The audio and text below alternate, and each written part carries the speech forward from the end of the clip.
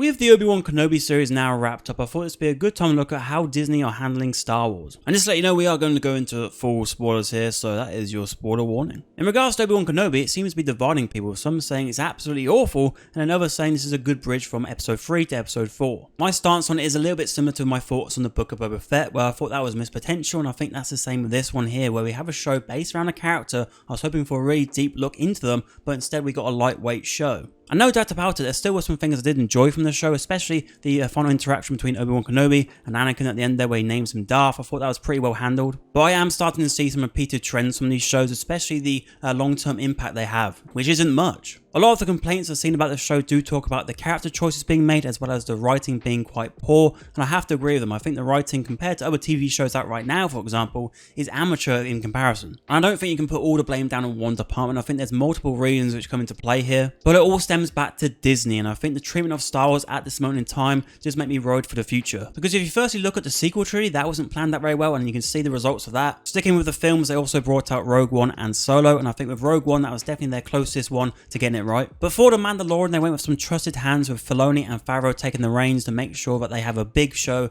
to open Disney Plus with. And I think they've done a great job with Mando. You got a new character here coming into the universe. You know, he was so good he actually took over the Boba Fett show. And yes, having a cute character like Grogu alongside him definitely did help flesh out his character and also get some more eyes on the show. But I think that was maybe a bit more necessary because he's a brand new character. But with the other shows, you got Boba Fett and Obi-Wan Kenobi, which are long-standing characters. Did we actually need young Leia for Obi-Wan to actually unleash his character? I don't think so. Now, I'm not saying that we shouldn't have seen his character throughout the show. I think it was cool to see this version of the character, and she was definitely well cast. But as the show only had a small amount of time to play with, I was hoping we'll get more with our central character Obi-Wan Kenobi, as he's disconnected himself from the Force, which is a pretty big deal. And to actually then come from that to the 6th episode that he can actually defeat Darth Vader, I just felt it was all a bit too quick. Unlike Mando, we know Obi-Wan Kenobi very well as a character, so we don't need all these extra characters to stuff up the story too much. But unfortunately, that's what we got. We got so many characters. When you've got the Inquisitors, Haja, Tala, Roken, the Droid, even Bloody Wade, there's just so many characters, and you can never really attach yourself to any of them. I mean, Tala probably had the best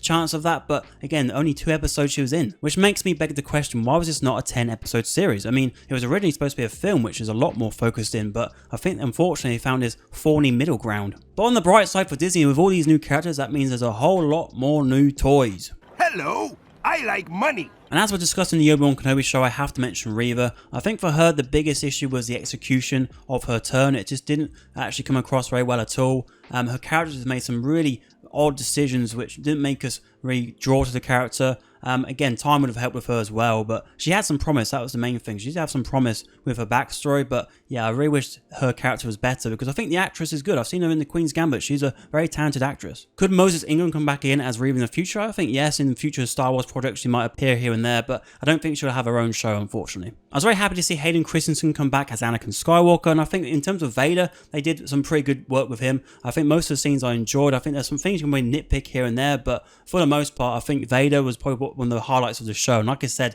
that scene with him and Obi-Wan Kenobi at the end there, that was the one which sticks in my mind. How they concluded the show was a little bit cringy for me. I think the hello there as a meme is great, but I think in this scene when he first meets Luke, I don't know, it just didn't feel right to me. And then we had the Qui-Gon Jinn cameo, which again, that just felt a little bit tacked on. I really hope we would have seen him maybe before the battle or somewhere else within the show, but just to have him right at the end there, it was like, oh, there he is, great to see you, dude, and then, credits.